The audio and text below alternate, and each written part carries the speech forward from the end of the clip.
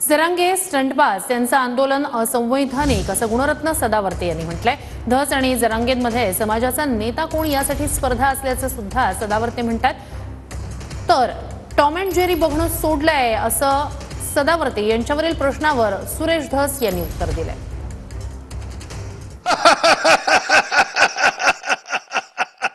जरंग्यावर बोलण्यासारखं काय आहे का? जरंग्या म्हणजे एक स्टंटबाज आहे। जरंग्याचं आंदोलन बिनबुडाचं आहे।